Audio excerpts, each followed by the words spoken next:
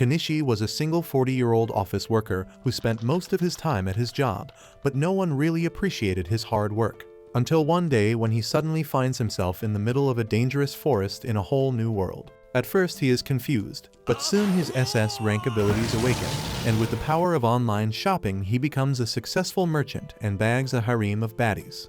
At first he refused to believe that he got ice guide to another world since he never saw Truck-kun, and thinks he is dreaming.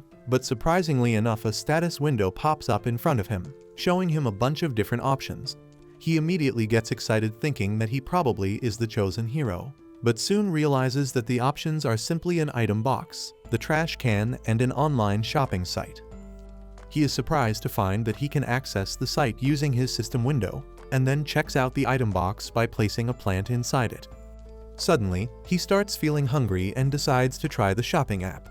But unfortunately, he has no money to buy anything.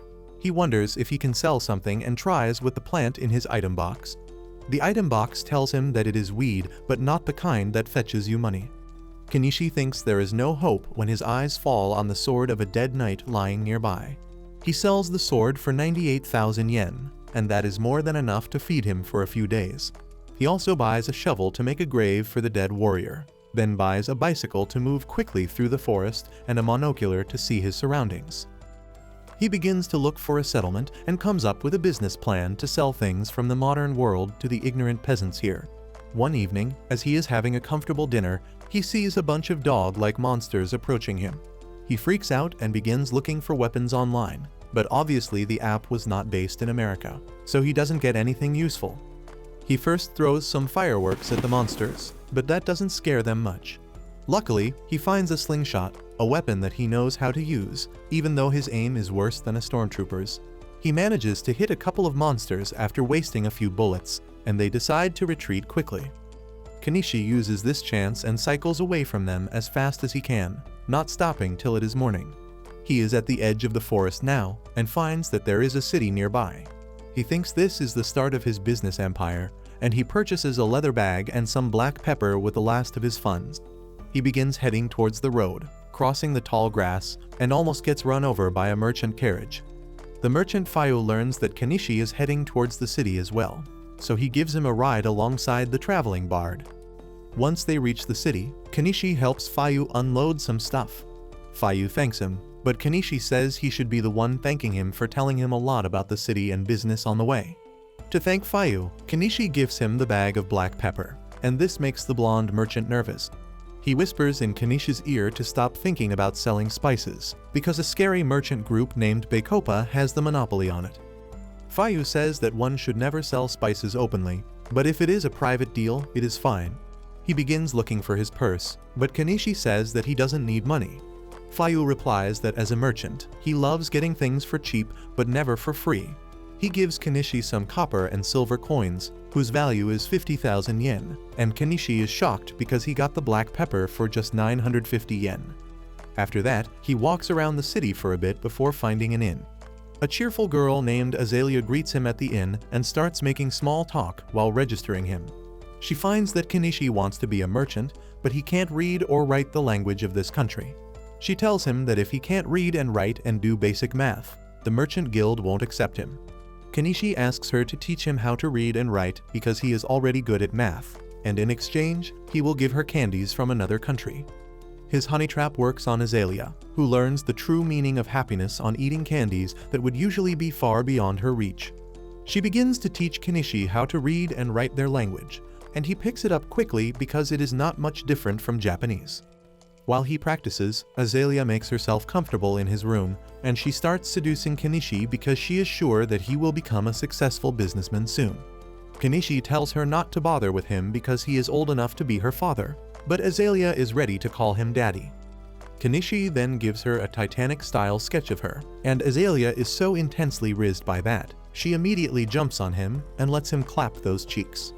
The next day, Kenichi goes to the merchant guild and gets his ID, which is like a small wand. After that, he takes a stroll around the market, learning the value of various items. A fruit vendor grabs his attention with her melons and asks him to buy something from her. Kenichi doesn't even know about the fruits of this world, but he buys them and then asks Azalea about them later. She tells him about the fruits and then asks if he managed to get his merchant license. Kenichi shows her the wand, and she starts prancing with joy because now her sugar daddy can start earning. The next day, Kenichi does some carpentry to create a stall for himself while Azalea is watching over him. She notices the wooden cloth clips and tells him that he can sell them because they don't have good cloth clips here. After that, Kenichi goes to the market and takes the spot next to an old lady. As he pulls out his stall from the item box, the woman gets surprised and comes to check up on his wares. She finds that he is selling high-quality items, but what catches her attention the most are the wooden clips. She buys some from Kenichi and then introduces herself as Anama, a veteran merchant.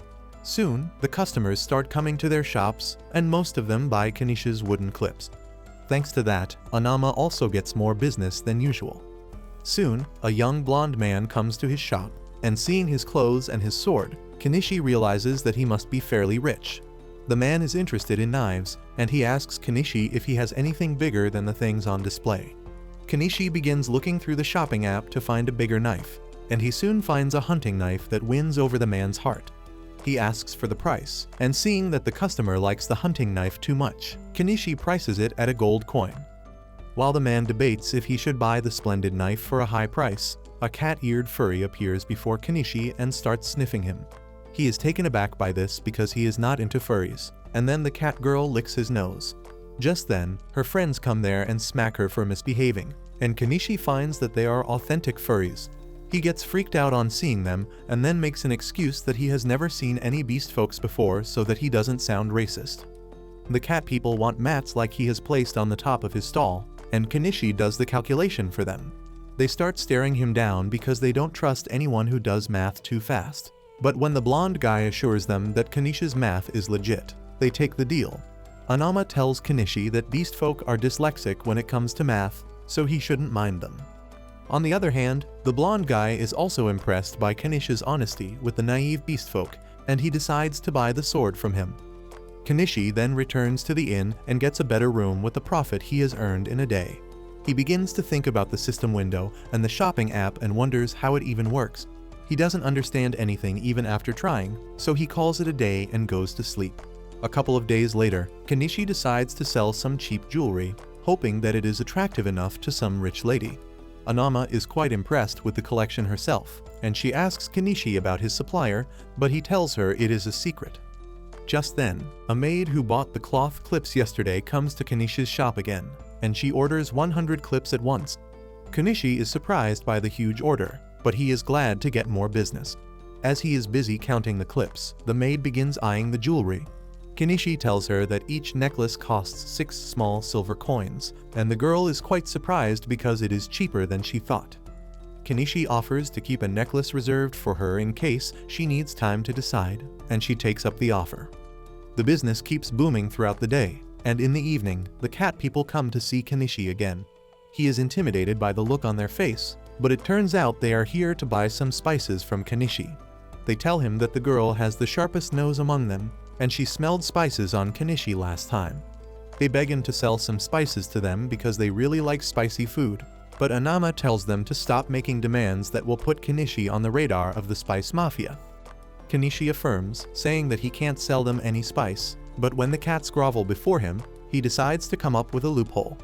Instead of selling them spices, he decides to treat them to spicy food by the riverside, and Anama asks if she can tag along too. He agrees, and then the cats waste no time as they grab Kenichi and run to the river. It is already night by the time they reach the river, and while Kenichi and Anama prep the vegetables and spices, the cats catch some fish for them. Kenichi cooks a spicy curry for them, and the cats love it. They begin craving some alcohol to go with it, and Kenichi has got them covered in that department too. As the cats drink and dance, Anama tells Kenichi that he is too kind and trusting, and that can create problems for him in the future. Kenichi doesn't think too much about it and spends the rest of the night partying with the cat people and then snuggling with the girl named Mayu. The next morning, as he goes back to his inn, Azalea becomes jealous as she sees Mayu's hair on his shirt, and Kenichi starts fearing that he will no longer get the Gluck Gluck 3000 from her. Anyway, he sets up shop in the same spot again when suddenly, a pretty girl with a gravity-defying plot walks towards him. Kenichi is smitten by her, and then he notices the maid behind her. He asks if she is here to buy the necklace, and she pays him for it. The maid shows the necklace to her master, who is impressed to learn that it is just polished glass and not diamond despite its looks. She takes a look at other necklaces too and asks Kenichi if he has more. He pulls out some more from his item box, and the girl is left speechless. She introduces herself as Primula, the daughter of the owner of the prestigious Mallow Trading Company, and requests Kenichi to meet her father. Kenichi turns to Anama for advice, and she tells him that the owner of the Mallow Company is a good man who is respected by everyone in the city. Kenichi immediately takes up the chance to form connections with a major business group. On the ride to her home, Primula tells Kenichi that she was trying to copy his wooden cloth clips, but her craftsman couldn't get the spring right. Kenichi doesn't mind that because he knows things like this are bound to happen in business. Soon, they reach her mansion, and though Kenichi is impressed by it, Primula tells him that it is nothing compared to the mansion of nobles. Kenichi then meets Primula's dad, Mr. Mallow, who assesses the jewelry he has. He then reveals that he also has an item box, and that was the main reason his business grew so big. After drinking tea and cracking jokes, Mallow gets to business and asks Kenichi to become his company's exclusive supplier. Kenichi asks why he doesn't just buy the items from him for cheap and resell them at a higher price, and Mallow says it would be the most foolish thing he can do as a businessman. He explains that it will hurt his relationship with Kenichi, which he doesn't want. Also, if one of his rivals uses this chance to sign an exclusive contract with Kenichi, it would be the worst thing for him. He says that he believes in building trust with talented merchants to grow together, and then offers Kenichi 50% of the profit from selling the jewelry. Kenichi gladly takes the deal without negotiating and then supplies some pretty brooches to Mallow as his first shipment. However, instead of letting them do business with it, Primula decides to buy them all for herself. She offers Kenichi 10 gold coins for all the brooches, and it takes him a bit of time to realize that he is getting 2 million yen from this deal. Now that he has a fair amount of money to his name, Kenichi decides to get a house outside the city so that he can live a slow and peaceful life. He picks out a nice area near the city border and then purchases a lawnmower to cut the grass and create a rough road. He then buys a gas-powered chainsaw to fell some trees, which takes him all day.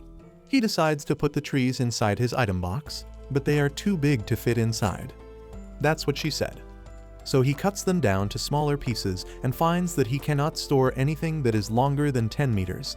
He decides to call it a day with that, and the next morning, he starts digging out the tree stumps from the ground. However, that is much harder than just cutting trees down with a chainsaw, and Kenichi gives up before even exposing the roots of the first tree. He buys a second-hand mini excavator to pull out the tree stumps, but that cost him 1.2 million yen, which is almost half of his total net worth. On top of that, he finds that the excavator needs diesel to run, and they don't sell it online. The closest thing he can find is some camping fuel, but that is much more expensive than normal gas. However, Kenichi has no choice but to keep investing money in the excavator if he doesn't want it to be a piece of junk. He also purchases a diesel generator to see if the camping fuel can power it, and he is successful in running the diesel and the excavator. Later at night, he takes a bath in the river, but the bug bites all over his hands start itching. He remembers Azalea telling him to buy bug-repellent magic stones from the tool store at the edge of the market and goes there the next morning. He finds an old magician who runs the shop, and he is really curious about Kenichi after learning that he is from another country. He tells Kenichi that a bug-repellent stone is worth 3 silver coins, but when Kenichi gives him oranges, a fruit that is not found in this country, the old man knocks down the price to 2 silver coins. Later, Kenichi opens his store again, and Anama tells him that the old man knows a lot of things. She tells him to be on good terms with him because he can help him out with a lot of things. While talking, Kenichi's attention goes to the wanted posters on the wall, and Anama tells him that they recently increased the bounty on Shaga, the leader of the bandits in this area. Kenichi doesn't care much about the bandit guy and returns to his plot after concluding business for the day. Using his excavator, he easily digs out the tree stumps and flattens the area to lay the foundation for his house.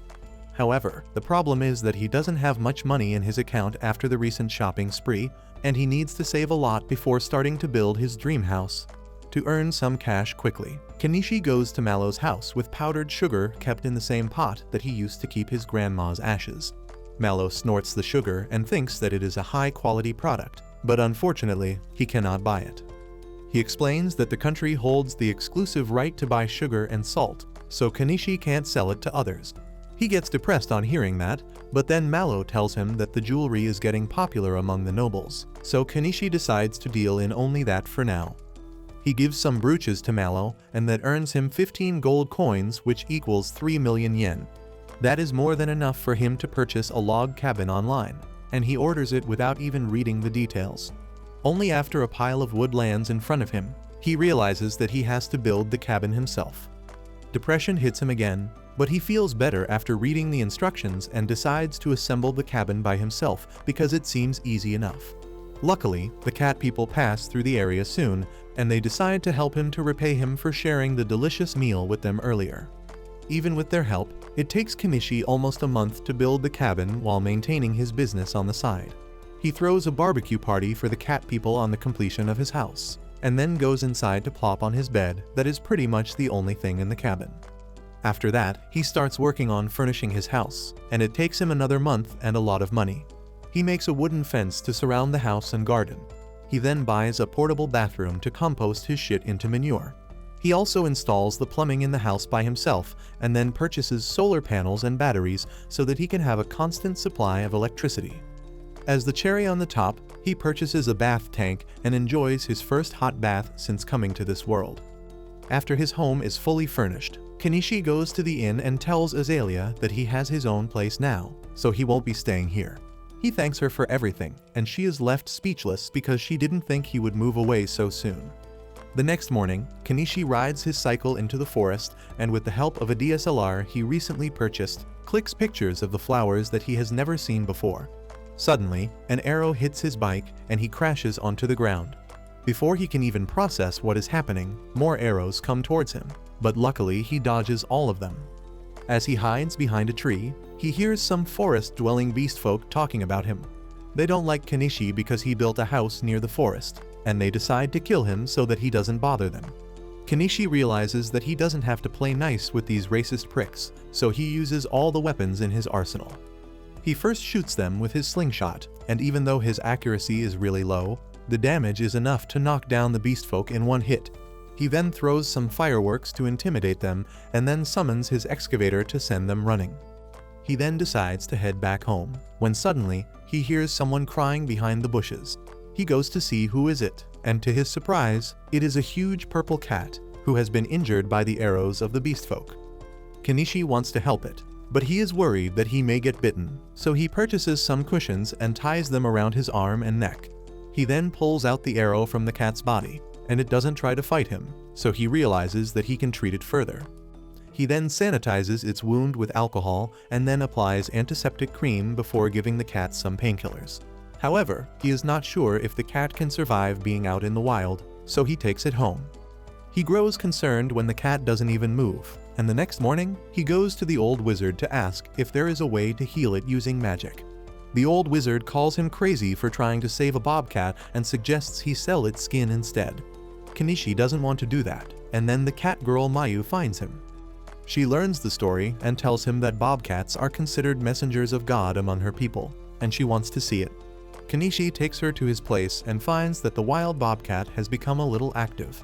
To thank him for saving the cat, Mayu hunts some birds, and then gives him the Gluck Gluck 2000 at night. After a few days have passed, the bobcat is fully healed, and Kenichi lets it out in the wild. He takes some time off from his shop after that, and instead focuses on farming. Since he needs a lot of water for that, he decides to dig a well for his own use, and it takes him about a week to do that. Just as he is about to take a bath, Primula comes there looking for him. She says that she was worried because he had not opened his shop in a while, but thankfully Mayu told her about his house. She is surprised on seeing the things around the house though, especially the excavator.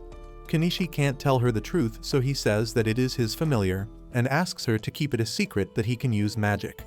Primula believes him and agrees to keep his secret safe, and then Kenichi realizes that it is already past time for the city gates to be closed. Primula tells him that she will stay at his place, and she has no issue at all about sharing a bed with him. Just then, her gaze goes to the water-filled drum, and on learning that it is a bath, her face lights up. She takes a bath soon, but gets scared on hearing the sound of wild animals and asks Kenichi to stay close to her. After that, he gives her a bathrobe and a night dress, and Primula senses huge business potential in both these items. She tells Kenichi that he should sell them because they would be really popular among the nobles, but he tells her that he doesn't want to do anything with those inbreeding assholes who think they own the world. He then makes a sketch of Primula to riz her up, which makes her really happy, but she doesn't give him the chance to clap those cheeks. The next day, as they ride a carriage to the city, Kenichi wonders how is he going to explain to Mallow that he spent a night with his daughter, but luckily, Mallow is an open-minded person, so he doesn't ask anything about it. They go inside and Kenichi shows Mallow the towels and nightgowns on Primula's insistence. The businessman is really impressed by that, and then Kenichi decides to show him some sensuous lingerie that will be a hit among women who want to seduce someone. Mallow facepalms, thinking that his daughter wore this last night when she stayed over at Kenichi's place, but he tells her that he was just joking and puts it away. Just then, the maid comes there with their ledgers because the kingdom is changing the method in which business records are kept. Mallow explains that recently, the technique called double bookkeeping is being made popular all over the country, thanks to a certain man who has lately influenced a lot of their kingdom's policies. That is obviously a term from the modern world, and Kenichi begins suspecting the man who invented this system here. After that, Mallow takes him outside to show him the new product his company is working on, and to his surprise, it is a hand pump. Mallow says that it is also a new item that is gaining popularity in the market, so he wanted to build it before his rivals. After seeing the hand pump, Kenichi is certain that there is someone else in this world from the modern world. After that day, Primula starts coming over to Kenichi's house often, and sometimes she stays the night. On one such night, she tells him that she has to go on a purchase run for 1 month tomorrow, and she came here before that for something important. She asks Kenichi to show her the racy lingerie he showed her father as a joke earlier, and he asks who does she want to seduce it with. She begins flushing red as she tells him that she wants to take a chance on him, but Kenichi tells her to find someone closer to her age. Primula says that she is fine with the age gap, and even her father approves of him. This gives Kenichi a headache because he doesn't want to make any serious commitments now, but he still allows Primula to cuddle with him all night. The next morning, after she leaves, the blonde knight who once bought a hunting knife from Kenichi comes to his house and introduces himself as Paul. He says that he is here to investigate complaints about a shady man living in the forest, and though he trusts Kenichi, he is suspicious about the solar panels. Kenichi says that they are related to magic and then asks him to keep it a secret. Paul tells him that his silence will cost him, so Kenichi gives him some high-quality steel bars to forge swords and a bottle of wine. Paul is so impressed by him that he decides to tell him about a unique magician in the capital who has the power to summon a sauce called mayo, and he can also defeat a dragon with that. Kenichi is shocked to hear that, but now he is even more certain that this mysterious magician is from Earth. A month passes after that, and Kenichi waits for Primula to return from her shopping trip because he has been looking forward to see her again. Suddenly, he hears a commotion in the city square, and then Primula's maid comes running to his shop to tell him about the emergency. Primula's caravan was attacked by bandits in the forest, and she has been kidnapped. Her father has gone crazy because of that, and he is begging the city adventurers to rescue his daughter in the middle of the street. However, no one is ready to face Shaga, the notorious leader of the bandits, and they leave the old man to his own methods. The bystanders understand why no one dares to help Mallow, because Shaga has a gang of 50 ruthless bandits. Kenichi can just watch the hopeless merchant beg people for help and wonders if he can do anything for him. Meanwhile, the bandit Shaga locks Primula in a cell, and she confronts him without fear, asking what does he plan to do with her. Shaga tells her that he likes her confidence and he would want to do her raw, but unfortunately, he needs to sell her to a rich noble in peak condition. Back in the city, Mallow is begging random people to save his daughter, and he eventually ends up clinging to Kenichi's feet. Kenichi starts thinking about Primula, and he gets overwhelmed by his emotions as he tells Mallow that he will do something about the matter. He realizes that he said something way out of his league, but he just can't let Primula be harmed. He decides to use the shopping app to arrange a way to get her out and asks Mallow if he can give him some money to get things started. Mallow's secretary immediately gives him a bag full of gold coins, and Kenichi uses it to buy a truck to reach Shaga's base quickly. He tells everyone to make space because he is going to use summoning magic, and then begins singing "Fat, Juicy, and Wet" for dramatic effect.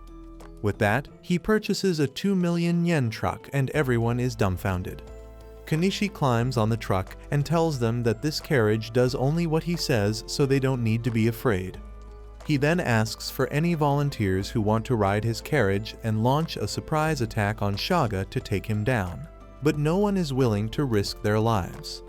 Suddenly, the bobcat Kenichi saved earlier comes to the truck to accompany him, and soon, MYA and the other cat people also come there because they owe him one. Kenichi immediately purchases modern weapons for them and then says that he enchanted them with magic to make them lighter and more durable. Soon, the knight Paul also comes there and tells Kenichi that he wants to join his squad because he is a glory hunter and wants to take down the notorious bandits to get famous. After that, the old man from the general store comes there and tells Kenichi that he will also join them. Kenichi initially dismisses the old man, saying that he is going to need medical help before they even reach their destination. But the old man reveals that he used to be a decent adventurer back in the day. He uses fire magic to show that he still has the dog in him, and Kenichi has no problem letting him in. The next volunteer is even more shocking for him because it is Anama, who says she can't fight, but she can at least give first aid and moral support. Kenichi decides to take the old woman along because why not, and then asks if anyone else wants to join them. The mob disperses because they are not even interested, but Mallow asks Kenichi to take him along. Kenichi tells the old man to stay home because someone needs to prepare for Primula's welcome. After that, Ken registers as an adventurer and takes the quest to defeat Shaga. He then drives off to Shaga's base uncertain if he will even return alive. But then he remembers the inspirational words from God D. Usopp, who said that there comes a time when a man must fight, knowing he may lose. Meanwhile, Primula meets a slave girl in the bandit camp who brings her food. Primula realizes that the girl is even more hungry than her, so she tells her to eat the bread and then says that they should get out of this place together when help arrives.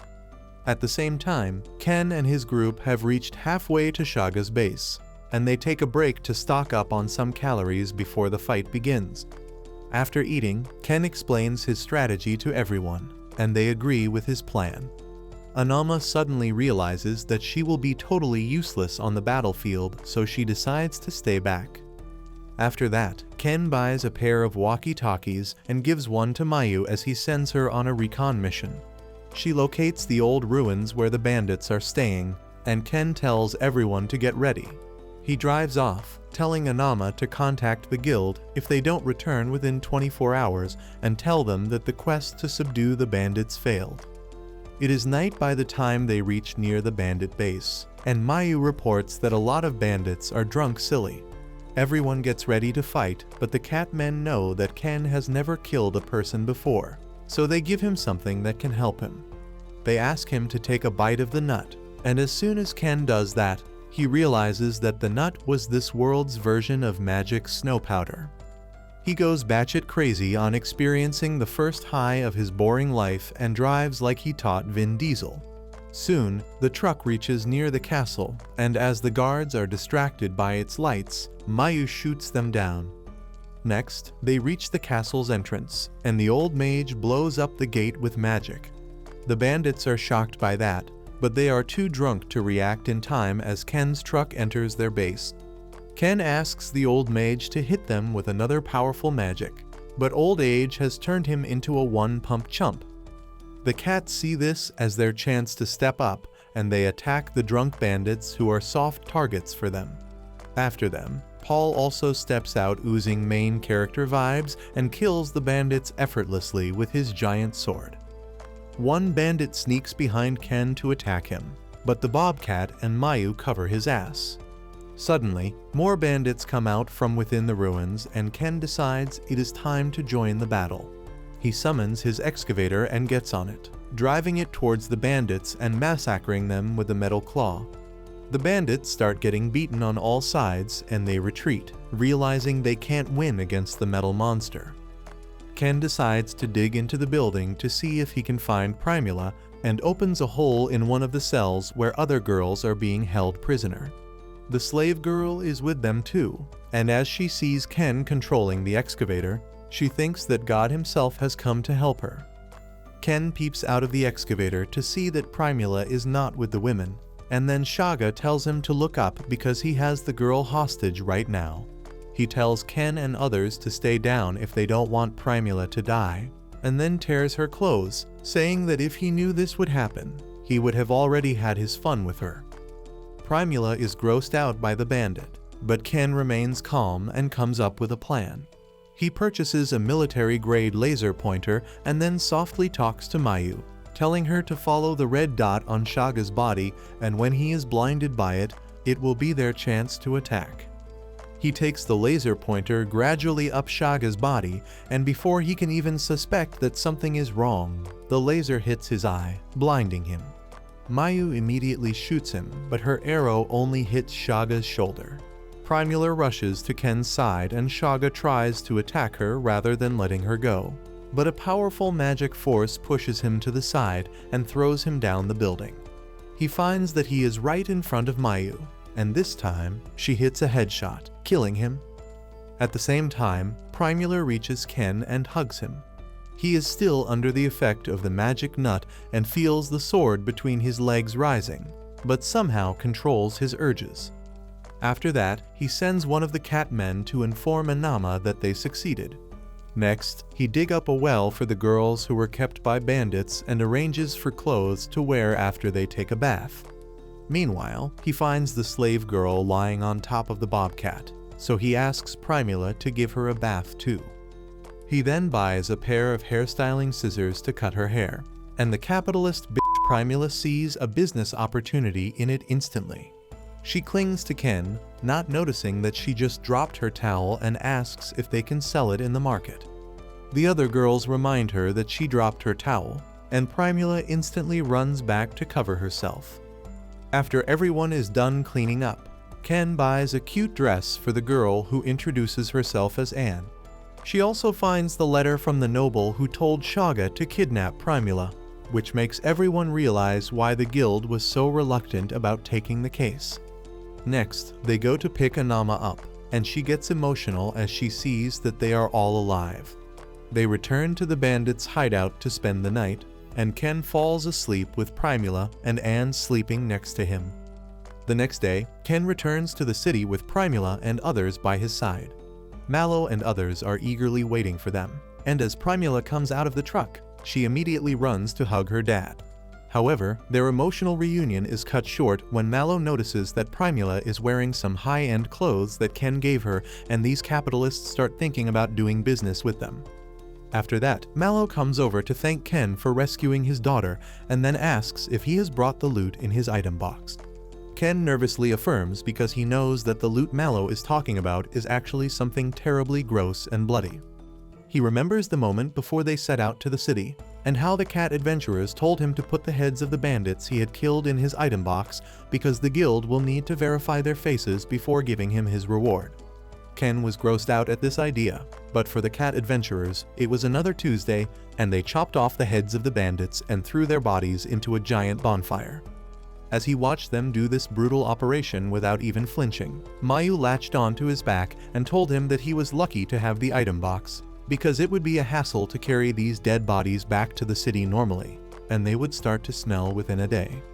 Ken was horrified to hear this, and he wondered if he could ever get to live the peaceful life he always dreamt of. Anyway, he went ahead and put all the valuable items that the bandits were hoarding into his item box too, and after that, he talked to the women they had imprisoned. He offered to drive them home, but some of them told him that their families were already killed by the bandits before they were abducted. Ken felt bad for them and suggested that they should come to his city because they would be able to find work there. Primula also offered to help them using her connections. Next, Ken asked Anne about her village and learned that it was 800 kilometers away from here, but she didn't want to go back anyway. Anama realized that she was probably sold off by her family, so Ken decided to take her with them. He dropped all the women that still had their families waiting for them near their villages, and after reuniting Primula with Mallow, he goes straight to the Adventurers Guild. The other adventurers are with him too, and as Ken places Shaga's head on the reception desk, the receptionist freaks out and tells him to throw it away. Another guy comes to deal with the issue and calls Ken to another part of the guild to verify the bounties he collected. Ken places the 50 heads on the tables, shocking the guild employees. They call for every man who can handle blood and gore to help with the verification, and Ken finally heaves a sigh of relief on getting the heads out of his item box.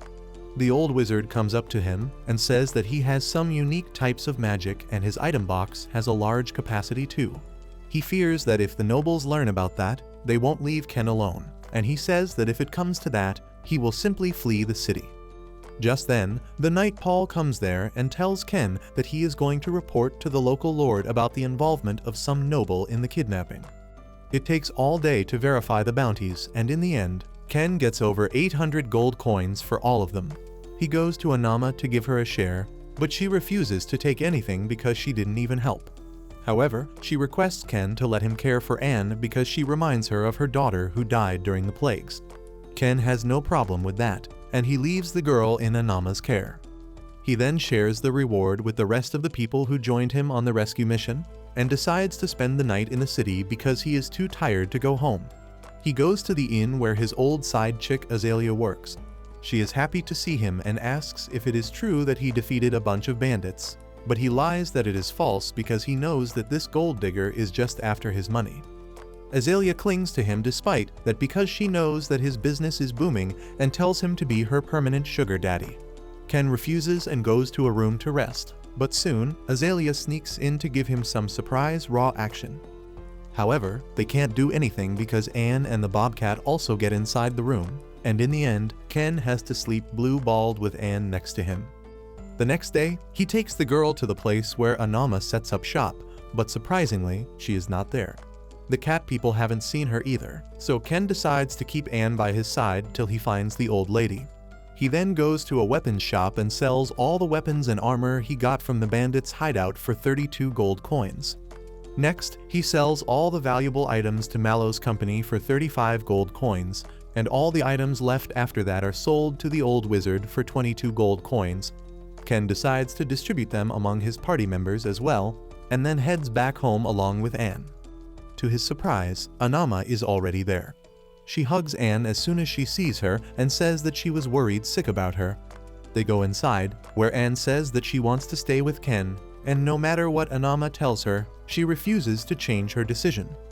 Anama respects her decision and heads to the city alone, and then Ken asks Anne why she wants to stay with him. She says that he was the first person to feed her till she was full, and he decides to have an early dinner for her sake. They eat together, and then Anne insists on bathing and sleeping with Ken as well, and he has to agree to her demands. As they sleep together, a group of mysterious people circle around the house, but vanish without doing anything. Soon, a month passes, and things have changed a lot. Paul has become a noble after his role in defeating Shaga. The noble who tried to get Primula kidnapped also lost his position and wealth. Ken told Primula and Mallow about bicycles, and though they initially laughed at his design, they saw the potential in it and bought the design from him. Now bicycles have started appearing on the roads of the city. Ken has finally received the reward for hunting the bandits from the guild, and he distributes it to everyone who helped him and gives the spare change to the women they rescued, who are now working at Primula's company. He pays a visit to Anama too, but then he notices that someone has been following him since earlier. He tries to get away from the stalker as soon as possible, but soon gets cornered by the robed men. He immediately heads into a narrow alley and throws stuff on the way to slow them down. But their carriage blocks the exit of the alley, and he finds that there is no way out now. The robed men catch up to him and tell him to get inside because their employer wants to meet him. They tell him that he won't be able to summon his giant metal beast inside the carriage, and Ken appears to cooperate with them. But then he summons some fireworks and throws them all around the place. The robed men are started by this, and Ken and Anne crawl under the carriage to reach the main street. The men draw their swords, but Ken also pulls out a crossbow and tells them to stop. Realizing that everyone has seen them, the stalkers decide to retreat, and within seconds, Mallow comes there with his carriage to rescue Ken. He tells him that this is probably the work of some noble from the anti-monarchy faction, and suggests him to meet the local lord regarding this matter because he is not a bad guy. However, Ken thinks that if he meets the lord, he will ask him to pay taxes, and that is the one thing he doesn't want to do. Mallow drops him at the city gate, and Ken decides that it is time for him to say goodbye to this city. Meanwhile, Mallow returns home and tells Primula that Ken is probably going to leave the city because things have gotten a bit complicated for him here. She decides to follow him no matter where he goes, and the next morning, she runs to his house, only to find that Ken has already left and he has taken his entire house with him. She is heartbroken and devastated because she thought that they had a genuine connection and he would wait for her, but it turned out to be her delusion. Anyway, Ken is riding a bike, taking Anne and the bobcat with him. He runs into the merchant Fuyu whom he first met when he came to this city. He stops to chat with him, and Fuyu bombards him with questions about this ride and the girl. Ken tells him that Anne and the bobcat are his family, and they are going on a journey across the country to find a place to live a peaceful life. Many days have passed since Ken and his group started their journey, and now they are quite close to another major city. Ken catches some fish from the river and makes some fish meatballs out of them for lunch, and then uses a drone to find out how the terrain is ahead. He sees a huge lake at the end of the river and thinks that the city must be on the other side of the lake. Ken doesn't want to live in the proper city, so he tours the banks of the river and finds a suitable spot to live.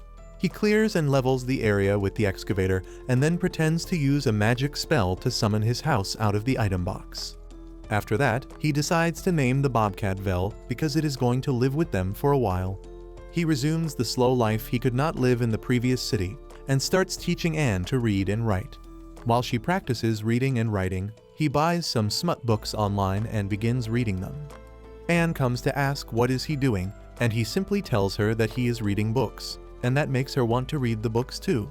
Ken tells her that it is in a different language, but Anne is eager to learn the language of his country. In the end, Ken purchases a few children's books for her and starts teaching her Japanese. The next day, he sets up his solar panels when he suddenly senses someone approaching him. Thinking that it could be a monster, Ken pulls out his crossbow and turns around. But to his surprise, the unexpected guest is actually the furry girl Mayu. She leaps at Ken, who doesn't understand how she arrived here. Mayu tells him that she followed the scent of the bobcat and chased after his bike so that she could live with him. Ken takes her in, and Anne is thrilled to find that Mayu is going to live with them from now on. Later, as they are having lunch, Ken asks Mayu about the status of the city after he left.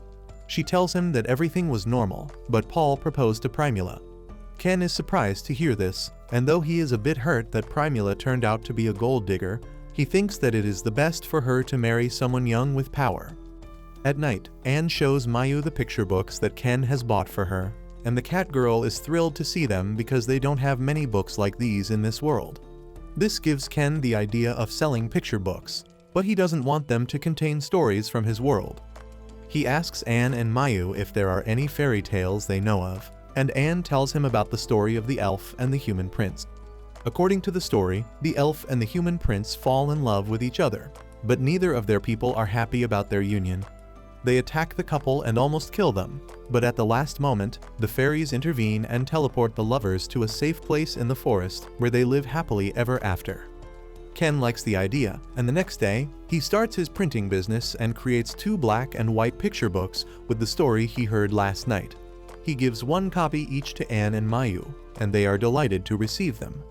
Suddenly, Ken notices a boat coming towards them, and he immediately tells Mayu and Anne to get inside in case the people are dangerous. He then rushes to the lake with his crossbow and tells the people in the boat to stop and identify themselves. The man tells him not to shoot because he is not here to harm him. He says that they live in the village across the lake, and just came here to check if the people living here were bandits. Ken shows him merchant ID to clear his doubts and explains that he carries weapons because there was some trouble in the last city he visited. Suddenly, the bobcat comes there and starts cuddling with Ken, and seeing this, the catman who was rowing the boat becomes sure that Ken is a good man. His partner agrees with him too, and then introduces himself as Crouton.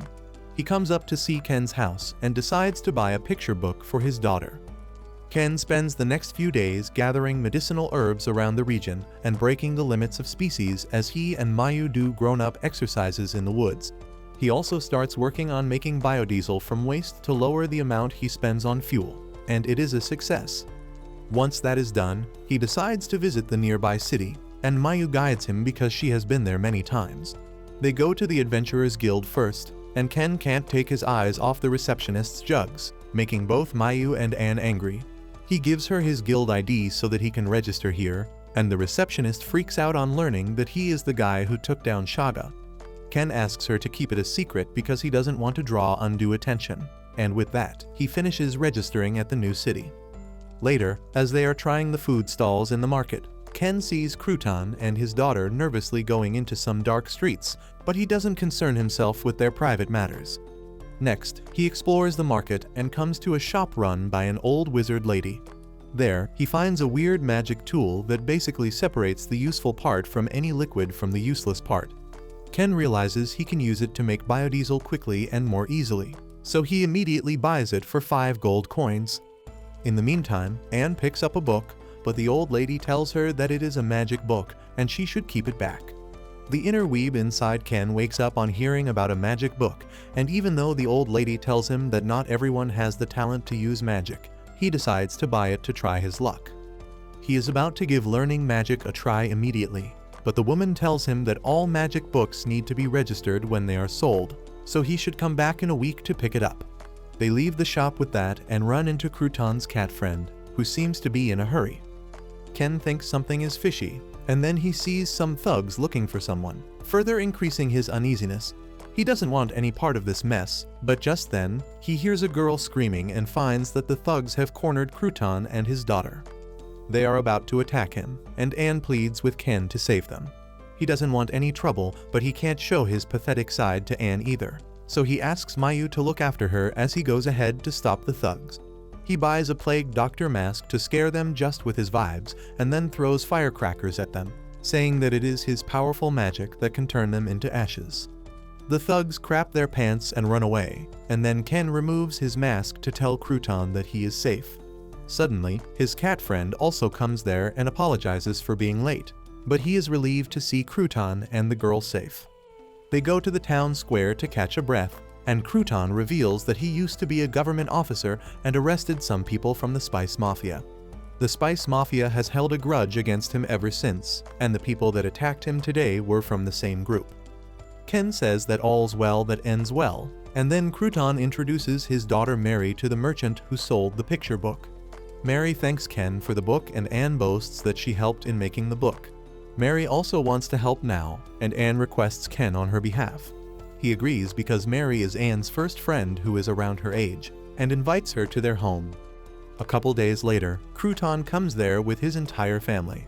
Mary and Anne become really close over the meeting, and after that, they visit each other a lot and help Ken make new picture books. Then one day, Crouton comes running to Ken's house and places a pouch full of money on his doorsteps, begging him to sell him some medicine because Mary has caught a fever. He says that the illness is local to this region, and most people who catch it don't last even a full day. Anne gets worried on hearing this, and Mayu suggests that they should ask the wizard lady to use healing magic. Crouton says that he doesn't have enough money to hire her, but Ken tells him that he will do something. He purchases a fever medicine for kids and gives it to Crouton so that Mary's fever remains under control, while he leaves to bring the wizard to their house. They reach the house quite late in the night, and the old woman says that healing magic can't cure this disease, and the only known medicine that works on it is made from the seeds of a white flower found near the spring in the middle of the forest. Ken decides to head there immediately, and Crouton and his cat friend also tag along. However, they don't notice that the thugs from earlier have located Crouton's home, and they see this as a chance to get their revenge. Meanwhile, Ken and Crouton soon reach the spring from where the river originates, and begin looking for the special white flower. Crouton's cat friend notices someone is coming towards them, and Ken immediately pulls out his crossbow for self-defense, but luckily, it is just his pet bobcat Vel. Ken then purchases an inflatable lifeboat and goes towards the center of the spring, where he finds the white flowers. He quickly collects their cores and hands them over to Crouton, when Vel and the cat guy feel some hostile beasts approaching them. As the monsters surround them from all sides, Ken realizes they are the wild wolves that he once dealt with in the past. He knows that they don't have any time to waste, So he buys a pair of swords and gives them to Crouton and his friend, telling them to break through the wolves and head home as quickly as possible. He decides to stay back to stop the wolves, but Crouton doesn't think it is a safe idea. Ken tells him to worry more about his daughter right now, and then throws a powerful firework at the wolves, pushing them back. He keeps driving them away with the loud fireworks, and Crouton heads back home. However, the wolves quickly change their direction and begin heading towards him instead. Ken wonders why are the wolves targeting Crouton, and it turns out that the thugs that want revenge against him are behind it. One of them is using a dog whistle to control the wolves, and while Ken and others are fighting the wolves, Vel spots the thugs. She attacks them and takes down the dog man controlling the wolves, giving Crouton and his friend the chance to run away. By the time the dog man gets his whistle back, Crouton is already out of the wolves' range. Suddenly, the ground starts rumbling and the wolves run away as the big daddy of all the monsters in the forest comes out. The ferocious horned bear knocks out the dog man with one slap and his partners piss their pants and run away. The bear then turns its attention towards Ken, who is this close to crapping himself, but he manages to summon his crossbow and land a lucky shot on the bear's eye. Using this chance, Vel attacks the bear, but she can't do much damage. Ken decides to scare the bear by throwing a lot of high-power fireworks at it, but he misses his shot. However, he has the plot armor active today, and the bear grabs the bombs with its mouth. The bombs explode within its mouth, dealing serious damage to it, and the rest is a piece of cake. Ken quickly summons his excavator, lands a full-winded blow on the bear's head to kill it, and then stores it in his item box. He then sees the dog man passed out on the ground, and after that, he quickly rides back to Crouton's home. He finds that Mary is out of danger now, and Crouton sincerely thanks him for saving his daughter's life. Ken asks Crouton to come out for a private chat, and explains that he saved the dog man earlier and got him to promise that he won't attack Crouton or his family again. The dog man agreed, but he also said that there are many people with grudges against Crouton, and if he wants to be safe, he should just move to another place. Crouton says that he doesn't have any place to go because any city that has a spice cartel will be dangerous for him. Ken has an idea about that, and he suggests Crouton to go to the territory of Paul, who is a new noble and thus he needs people. He says that he can write a letter of introduction and assures Crouton that Paul is a good guy, and he decides to talk to his family about it. The next day, Ken tells Mayu and Anne about what happened last night. After that, Crouton and his cat friend leave for Paul's territory to get themselves settled, while Mary and her mother stay back till she is fully recovered. As Ken and Mayu are outside the house, they suddenly sense someone nearby, and Ken finds it is the dog guy from yesterday, and he is here to inform them that he kept his promise and killed some people that were out to harm Crouton. After that, Ken goes to the Adventurer Guild to sell all the parts of the bear monster he hunted except the magic stone and its meat. But the butcher tells him that it will take a few hours to get it processed. Ken decides to come back later for it, but as he is passing through the market, he gets chills down his spine for some reason he doesn't know. The truth is that Primula is here looking for him, and she was just inside the shop near Ken. He decides to shake away that feeling and goes home to use the magic device he bought from the old lady to create biodiesel quickly. It works perfectly, and then Ken goes to the market for other tasks. First, he collects the magic book from the wizard granny, and then goes to the guild to collect the meat and the money for the parts of the bear. As he is heading back home, Primula spots him in the market, and Ken immediately feels the chills once again. He wonders if someone is targeting his life, and decides to go home quickly, but then Primula grabs his arm, and he fears that his life is going to end now. However, when he turns around and sees Primula's angry face, he gets even more scared for some reason. He asks her what is she doing here, and Primula suddenly hugs him, calling his cruel and heartless for leaving without saying goodbye. He replies that it would have caused troubles for her company if he was caught by nobles, but Primula tells him that it was not his responsibility. Ken finds that everyone is staring at them, so he says that they should talk somewhere in private, and Primula brings him to the hotel she is staying at. There, she keeps yapping about how much he has done for their family, including getting them a family name because of the bicycles they sold. After she finishes, Ken asks about her rumored marriage to Paul, and Primula says that she turned his proposal down. She tells him that Anama and the old wizard were also upset that he left without saying goodbye, and Ken says that the situation was a bit demanding. He asks her to return to the city and tell everyone that he is fine, but Primula says that she is here to take him back. Ken nervously tells her that he has no plans to go back, and Primula says that she won't return home either in that case. He asks how did she even find him, and Primula explains that she kept contacting the guild to see if he registered at another city. The moment she found that he was here, she got a carriage and set out to see him. She then aggressively demands Ken to put a baby in her right now, and she is in no mood to listen to his excuses about the age gap. Ken can't say no to that, and he immediately goes to her room, and they go at it all night long like animals in heat. The next morning, Ken returns home with Primula, and Anne is really pissed that he brought a woman back home. It seems Primula doesn't like her either, and Ken realizes it is going to be tough to handle them from now on. Primula is also jealous that Ken brought two furries with him instead of a proper woman like her, but he convinces her that they followed him on their own. Anyway, after getting Primula settled in, Ken decides to try his hand at learning magic, but he has no talent for that. He gets disappointed and wonders if he can sell the magic book, and Primula tells him that he can easily sell them to collectors.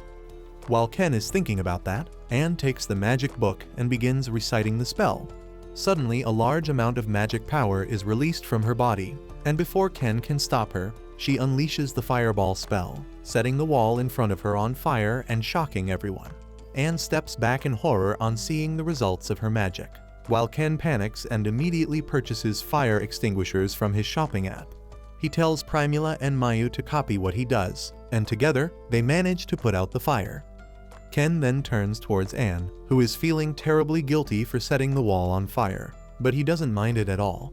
He is really amazed that she could use magic, but as he is expressing his excitement, Anne suddenly collapses. Ken immediately takes her to her bed, and fortunately, she only has a mild fever.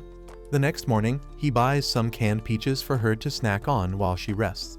Mayu and Primula also have a taste of canned peaches, and they are really surprised by it because nobles have a monopoly on sugar and only they can eat things like these. A couple of days later, Anne is perfectly healthy and even her friend Mary makes a full recovery. Ken decides to invite Mary and her mom over for lunch and grills the meat of the bear monster he hunted the other day. However, everyone begins complaining that the meat is too tough and has a bad smell, so he decides to cook it in another way. He first pounds the meat till it is soft and tender, and then coats it with his special sauce so that all the girls enjoy it. Next, he makes a curry using the bear meat, and once everyone is full, he lets Mary and Anne help him make picture books. Primula is seeing the picture books for the first time, and she is really amazed by them. She suddenly has a bout of inspiration that makes her believe that she can even get the attention of the royal family if she begins selling books. She tells Ken that she wants to start a business in this town, and he is a bit taken aback because he knows how dedicated she can get when it comes to doing business. He asks her what does she plan to sell apart from books, and Primula says she can sell the stews that she learned to cook from him. Mary's mother says that she also wants to repay Ken, who has done a lot for their family, by helping his wife, and offers to become a waitress in her restaurant. Primula is overjoyed that the woman thinks she is Ken's wife, and she happily takes the offer. The next day, Ken drives Primula to the city with a portable food stall so that she can start her first business from scratch, and Mary and her mother are there to help her. The delicious stew she serves immediately draws in a lot of customers, but then some scammers also come there. They begin yelling at the women for selling food with bugs in it, and try to pressure them to give them a full refund. On the other hand, Ken is busy exploring the area around his house with the help of a drone. He tries looking for any valuable medicinal herbs he can sell, but before that, Anne spots some colorful rocks at the cliffside. Ken thinks that they must be minerals that he can sell for a good price, but they are too high above his range and he has no idea how to mine them. Soon, he notices that it is evening, so he drives to the city to pick Primula. He finds Primula and others outside the gate, and she excitedly tells Ken that they sold out all the stew and the picture books. Ken is impressed by her business skills even though he was the one who made the stew and the books. Suddenly, he notices a new face and asks Primula about the Catwoman who seems to be a part of her group now. Primula starts explaining that earlier in the day, some scammers started pressuring her for a refund, But the Catwoman stepped up and told everyone that she saw the scammers put the bug in the food. They could not fight back against this dominant furry and ran away, and impressed by this, Primula hired her as a bodyguard. Ken thanks the Catwoman Mina for protecting his woman, and she replies that she is the one benefiting the most from this job because it pays her a lot just for staring at idiots who seem looking to cause trouble. After that, Ken brings Mina home along with him because Primula wants to treat her to dinner. This makes Mayu jealous because she wanted to be the only furry in Ken's life, but he assures her that Mina is just a bodyguard. They have dinner after that, and Mina finds the stew really delicious. She begins craving some wine to go with it, and Ken buys the cheapest bottle available online, which is still the best wine the Catwoman has ever tasted. She is already feeling like she came to heaven, and then Ken tells her that they have baths too. Anne suddenly volunteers to heat up the bath using her magic, and she shoots a fireball at the bathtub to heat it to the right temperature instantly. After the bath, Mina lays down on the soft bed and says that she wants to live here forever. But Mayu is against it because they already have too many people here. In the meantime, Ken is teaching Anne math, and he suggests that she work with Primula to learn the basics of business. Anne refuses, saying that she wants to learn magic so that she can help Ken and go on adventures with him. The next day onwards, Primula's business keeps on growing with Mina guarding it from scammers and hustlers. Crouton also sends a letter to his wife to keep her informed about the progress he is making to get settled. On the other hand, Ken creates a huge platform to climb up the cliff wall and mine minerals from it. He decides to invite everyone over on the day he is ready to climb up the cliff, and they begin exploring the area in separate groups. While Mina tells Primula about the edible mushrooms in the forest, Anne and Mary find pretty flowers with Mayu looking after them. In the meantime, Ken uses a drilling machine to mine the pink mineral he saw the other day. He puts it in his item box to learn more about it, and finds that it is a rare mineral called rhodonite, and even one piece is quite valuable. After mining a fair amount of the mineral, Ken calls it a day. He purchases a meat grinder and adds some herbs in the mix to create dumplings that they eat with mayo. Mina has heard about mayo getting famous in the capital after the eccentric wizard created it using magic. Primula asks Ken if he made it using magic too, and he tells her that it is easy to make using eggs and other ingredients. Primula immediately whips out her notebook to write the recipe because she plans to sell it too. Ken tells her that they will talk about it later because he plans to eat the dumplings in peace, but Primula says she is interested in selling them as well. After eating the dumplings, Ken decides to show off with another dish. He takes everyone to the grill outside and cooks bear meat steak marinated in brandy that catches fire on getting heated. Mina finds it more delicious than anything she has ever eaten, and now she is really curious about the alcohol called brandy that Ken used for it. She clings to him as she begs for a sip, and he pours her a glass that gets her drunk instantly. She clings to Ken as she asks for permission to stay over at his place permanently, and Mayu begins to pull her away because she doesn't trust her. However, Ken and Primula think that it won't be a problem to let Mina stay with them because she is a good employee, but Primula warns Ken that if he tries to get too cozy with the furry, he might not like the results. A month later, Primula's business has steadily expanded, and now she owns multiple stalls selling different food items.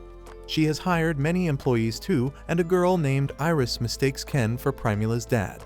Primula gets pissed on hearing this and clings to Ken as she tells the girl that he is her husband. As time passes, Ken keeps mining the pink mineral, and its total value reaches over 15 million yen. Anne also studies the various types of mushrooms and collects useful ones from the forest above the cliff, while the two furries use it as a hunting ground. Primula's business keeps on growing, and she rents a warehouse in the city to prepare food there. Her estimated annual profit rises to 200 million yen, and Iris becomes the general manager of the branch as the number of the employees rise. Ken wishes that these peaceful and prosperous times continue without any problem, but he is unaware that he has already caught the eye of the queen and the princess.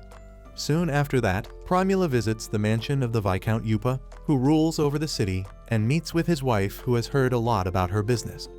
On the other hand, Ken takes Anne to the old wizard lady's shop, and she tells him that she has an explosion spell book that he could be interested in. Ken remembers the old mage from the previous city using the explosion magic. Being a Konosuba fan, he can never say no to explosion magic. He immediately buys the book, and the old woman throws in a spellbook containing household magic for free since Anne seems interested in it. Later, as they are having dinner, Primula tells Ken that the Viscount's wife wants a beautiful brooch.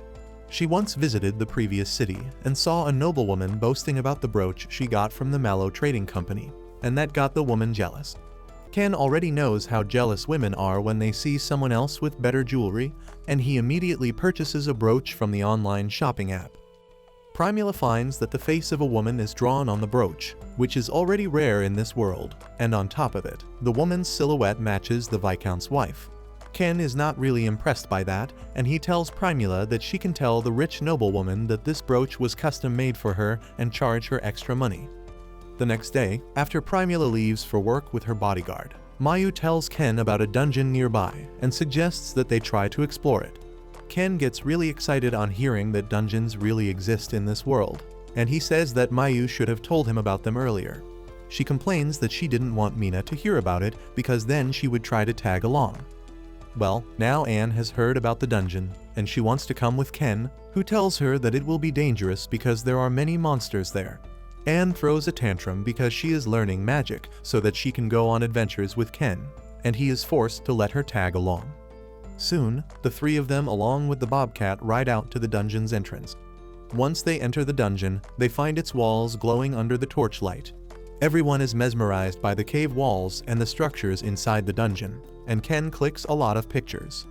Soon, he finds a shimmering crystal poking out from the dungeon's wall, and he immediately summons his drilling machine to take it with him. Anne and others find the loud noise of the drill disturbing, and Ken tells Mayu to take her away for the time being.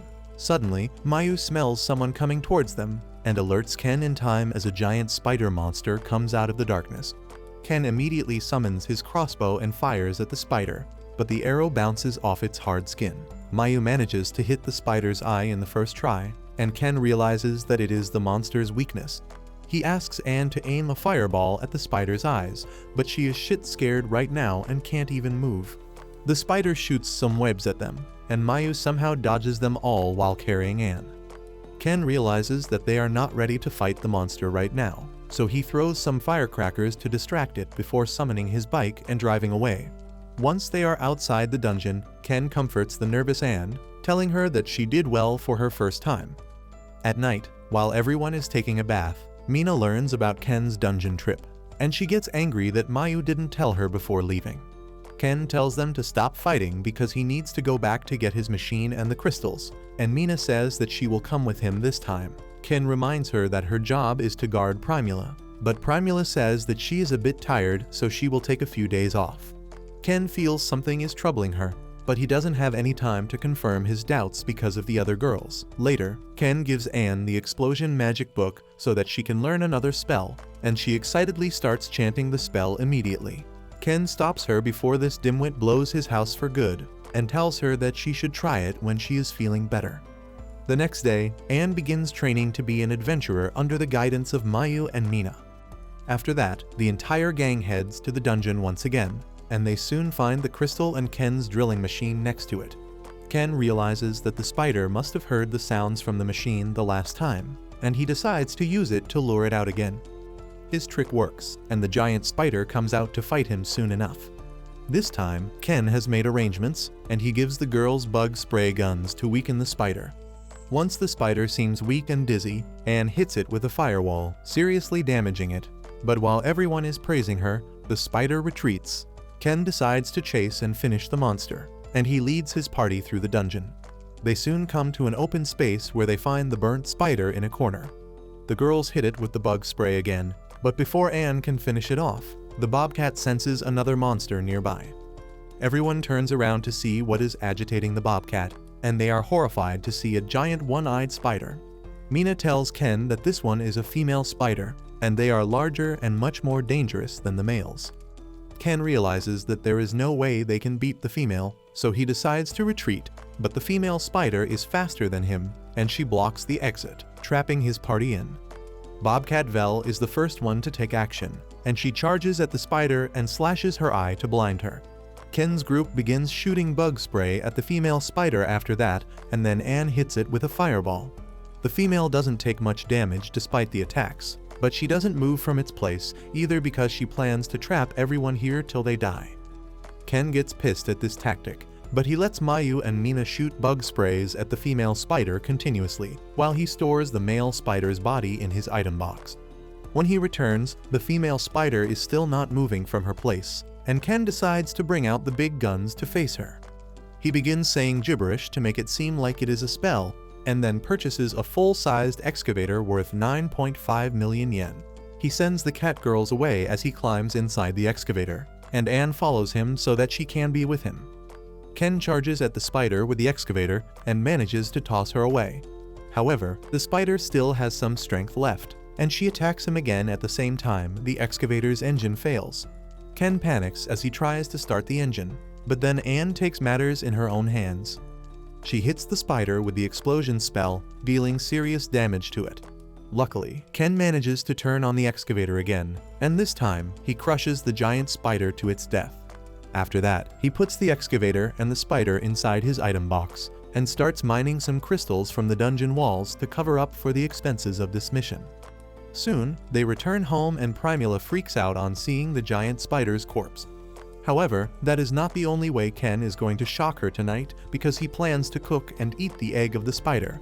Everyone is disgusted just by listening to the idea, but the cooked egg turns out to be rather delicious, and Primula remarks that its texture is like cheese, which is really hard to make.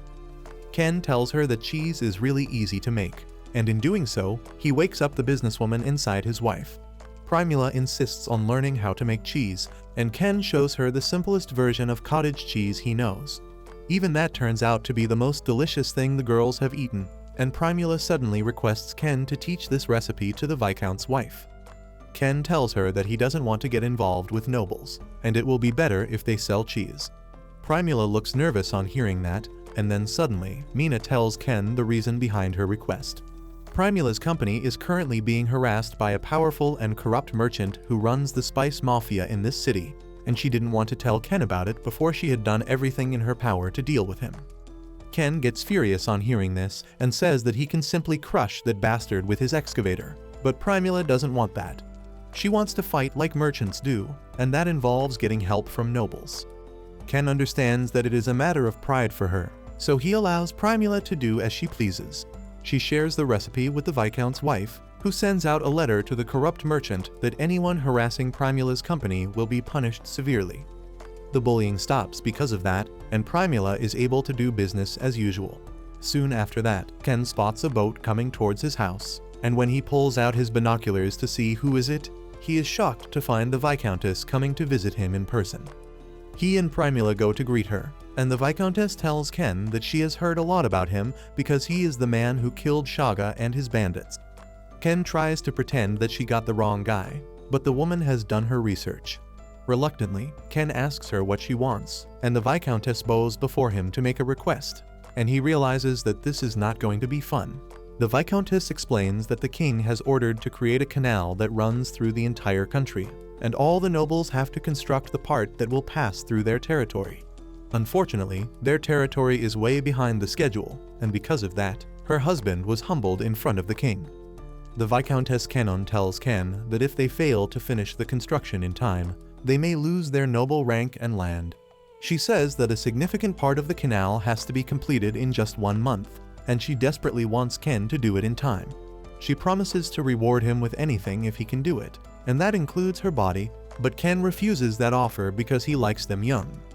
Kenon calms down a bit and says that since Ken is a mage, he must be interested in spellbooks. She says she can give him the rare spell called High Protection, and Mina tells Ken that it is a powerful defensive spell that can even block a dragon's attack. Ken is interested now, and he thinks that it would be great if Anne can use such a spell. He agrees to take the job, and Kenon takes him to her mansion and gives him all the unused furniture as the money needed for the project. That earns Ken over 100 million yen, and he immediately sets out for the construction site in his newly bought sedan.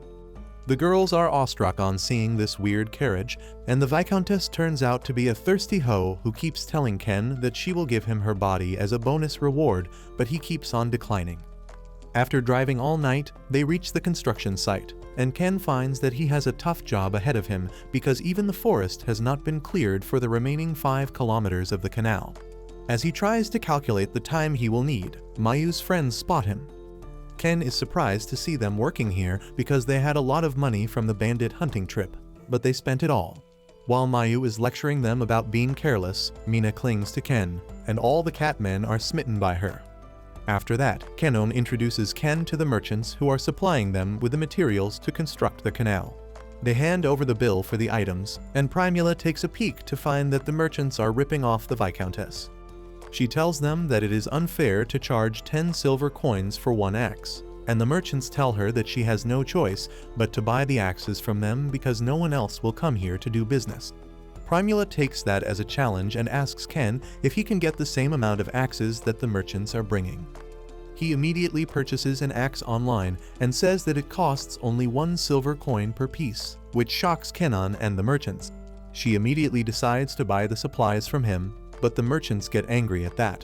They remind Kenon that they are from the Fogelum Merchant Company, and she can't afford to make enemies of them. Seeing Kenon and Primula go silent, Ken realizes that Thogalum is the bastard who was harassing Primula's business. He had done some deep digging about him and found that he has strong connections with people in power, and he sometimes handles the dirty business of the Viscount.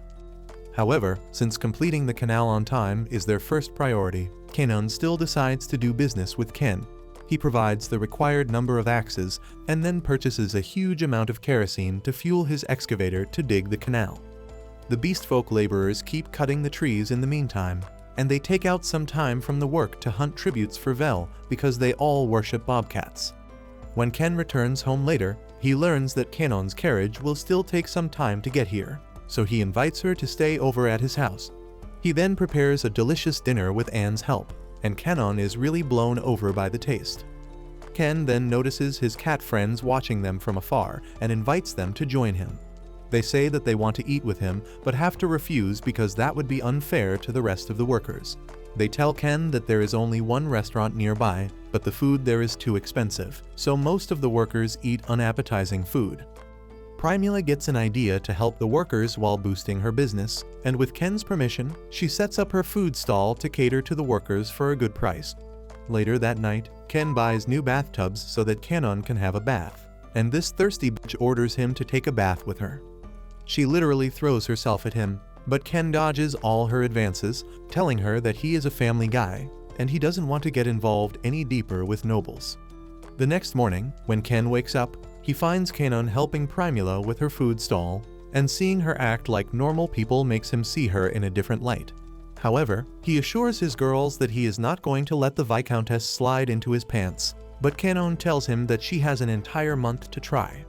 Suddenly, the owner of the restaurant nearby comes there and starts yelling like a total Karen at Primula for stealing her business.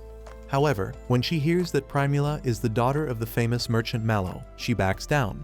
Primula tells her that if she wants people to eat at her restaurant, she should charge a fair price, and the woman has no choice but to do the same. Ken keeps working on the canal after that, and soon, Kenon's servants arrive there, but they don't get much to do. Soon, Ken realizes that they are running out of water, and he doesn't like the idea of buying it online. So he asks the workers how do they keep themselves clean, and they tell him about a spring up in the hills that is easy for them to reach but hard for humans to access. Ken tells them to fetch water for him in exchange of alcohol, and the beastmen immediately take up the side gig. They get Ken all the water he needs during the day and hold a drinking party at night. Kenon gets wasted along with the beastmen, and she becomes even more aggressive as she hits on Ken. However, he uses the fact that she is hammered to make her sign a contract that she will follow his instructions from now on to stop her attempts at seducing him. With that distraction out of the way, Ken completes the construction of the canal in time, and the royal family arrives from the capital to celebrate the completion. Ken is also forced to attend the celebration, even though he didn't want to, and then Kenon calls him forward to display his unique magic in front of everyone. He decides to play along, summoning his excavator and juggling a log with it to impress everyone. After that, the nobles start mingling with each other, and one old man who is particularly jealous of Kenon's territory doesn't even hide that he was hoping they would fail and abandon their land. He leaves furious when Kenon laughs at his statement, but when he enters his carriage, Primula spots the ex-noble who paid the bandit Shaga to kidnap her. Ken realizes that the old noble will probably be an enemy, but there is nothing to do about that right now. Later, he meets with Kenon's husband, the Viscount, who confesses that until now, he left the governance of his territory in the hands of other people. However, after barely making the deadline thanks to Ken, he has decided to do better and take full charge of his duties. But that is not the main thing he wants to talk about. Instead of the issues with the territory, the Viscount is more curious about the printed books Ken was selling, because he is something of an artist himself. He pleads with Ken to teach him how he printed these books, and Ken obliges, making the fatty happy that he can finally publish the books he has written. After that, the Viscount talks with Primula, asking her to take the charge of his land's finances from now on, because without her, the corruption of the merchants would never come to light. Primula replies that it is too much for her and says that she will ask for help from her father. While the Viscount is thankful that she is calling the famous Mallow Trading Company for help, he is also worried that this might upset Thogalum enough to do nasty things. Ken tells him to use force to get rid of that bastard, but the Viscount reveals that they don't have enough money to maintain an army, which is why they can't do anything against Thogalum. Kenon suddenly springs up, saying that Ken can handle that problem, and he realizes that he won't be able to refuse her in the end, so he agrees to do so if he ever receives the orders. Soon after that, Ken and his girls return home, and while they are taking a bath together, Mina remarks that since Anne has great magic powers, she must have got it from her mommy. Ken agrees with her and asks Anne if she knows anything about her biological mother, but she tells him that she has no idea. Apparently, she was raised by a woman on the streets after her real mother passed away, and now she doesn't want to bother finding her biological family because she is satisfied living with Ken. The next day, Ken and Anne go to the old wizard lady who registers the high protection spell book for them. As Anne goes to read the spell book, Ken asks the old lady if she has ever heard about a talented young mage who died on the streets roughly 10 years ago. The old woman knows that Ken is looking for Anne's mother, and though she doesn't know anything about a mage dying on the streets, she remembers a talented black-haired mage named Armeria who disappeared around 10 years ago. Coincidentally, Armeria was the previous owner of the High Protection Spellbook before Anne according to the records, and the old woman thinks it can't be just a coincidence. However, she tells Ken that he shouldn't bother looking for Anne's family because she is obviously in love with him. Ken is deeply shocked on hearing this, and he clearly tells the old hag that he is not a PDF file and Anne is like his daughter. Soon after that, Ken returns home with Anne and Mayu, but Anne decides to practice the High Protection spell midway. She manages to create a barrier for just 1 second before it shatters, and she falls to the ground. She looks upset because she failed, and as Ken tries to cheer her up, she tells him that her stomach is hurting. Ken panics on hearing that and begins looking for a stomach ache medicine online, but Mayu smells something strange. She tells Ken that Anne just had her first period, and he realizes what is going on. He hurries her back home, and thankfully, Primula also returns from work just in time. She gives Anne the talk about periods and the changes in her body, and she comes running outside, cheerfully telling Ken that she can have babies now.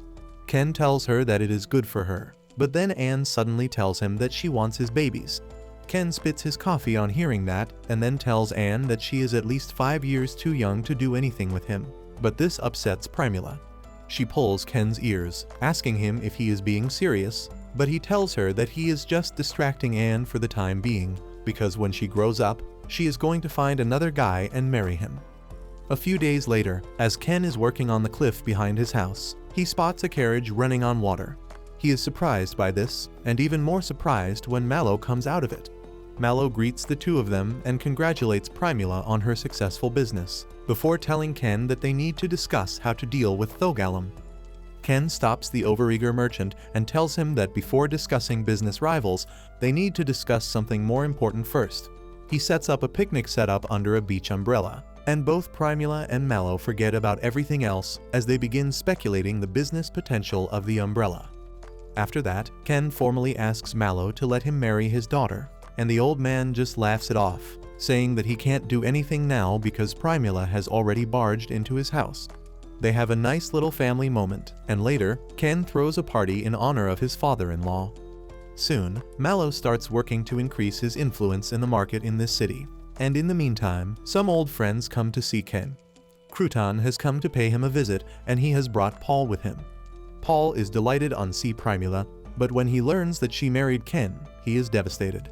He thought that she was just shy when she vanished after he proposed to her, but now he realizes that he had no chance. He gives up and accepts that Primula chose the better guy to spend her life with. With another strong ally by his side, Ken decides to deal with Thogalum and goes to the market where Kenon and her husband are also present to see him take on the evil merchant.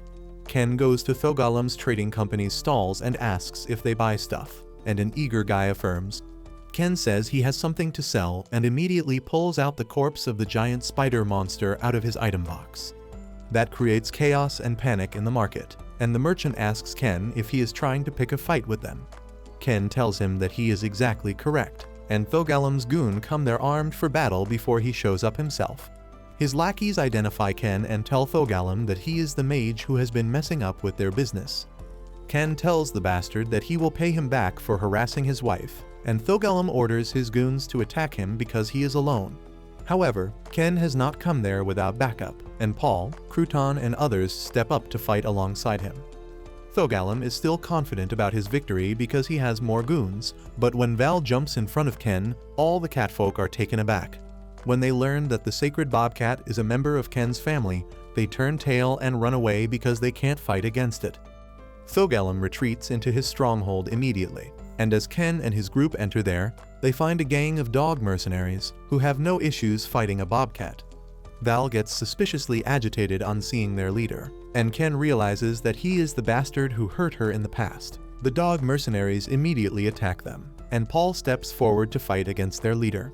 Mayu and Mina deal with the rest of the dog mercenaries, flaunting their flawless archery technique, while Crouton's friend also pushes the dogs back. The head dog keeps fighting against Paul on equal footing, and then Ken decides to join the fight as well. He summons his mini excavator and begins destroying Thogalum's estate, and tossing stones at his lackeys to knock them out. Thogalum finds that he is alone now, and he tries running away, but Ken gives chase. Once he follows Thogalum outside, Ken puts the mini excavator back in his item box and summons the big one to destroy his shop. As Ken destroys his building, the jerk begins to panic, but then Mallow asks Ken to stop, saying that there is no need to destroy the building because they can use it as their headquarters in this city. Thogalum curses Mallow and Ken, but tells them that they will be punished by the law for trying to kill him. However, Ken tells him that it is going to be the other way around. He says that the moment Thogalum commanded his goons to draw their weapons, he became accused of plotting against the Viscount's life. The bastard doesn't understand what is going on, and then the Viscount steps forward, acting like Thogalum was trying to kill him to provide Ken a valid reason for his crash out. The Viscount then tells Thogalum that if he leaves behind his property and goes away from the city for good, he is going to forgive him for his crimes. Thogalum has no choice but to take this offer to save his life, and before going, he tells Mallow that he has found a good partner in Ken. However, he asks him to think carefully about why his daughter was kidnapped. Just as he says this, a messenger comes from the royal capital, saying that the king has summoned the mage known as Ken immediately. The Viscount confirms that the letter is real, and Thogalum laughs as he tells Ken that the nail that sticks out gets hammered. He leaves with that, but Ken is lost in deep thoughts about his words. He begins to suspect that the real reason Primula was kidnapped because some powerful people were jealous about the increase in Mallow Company's value after he allied with them. The thought that he was the reason Primula was in danger enrages Ken, and he decides to ensure her safety from now on. That night, he tells Primula and Mallow that he won't be providing them any new item for the time being so that they don't get some unwanted attention. Primula refuses to accept that he is the reason she was in danger. She says that they need to take risks to earn profit, and getting kidnapped is included in it. She tells Ken that she doesn't care about the consequences because she has decided to spend her life with him. She says that the royal family was bound to call him sooner or later, and now she wants to go along with him to support him. The next day, Crouton takes his wife and daughter to his new home in Paul's territory. Anne bids an emotional farewell to her best friend Mary, and after that, Ken decides to make his move as well. He packs all his stuff and then asks Kenon and the Viscount what will happen if he runs away instead of going to the capital. Both of them panic on hearing this because that would be considered an act of rebellion, and they would be considered guilty for letting Ken escape.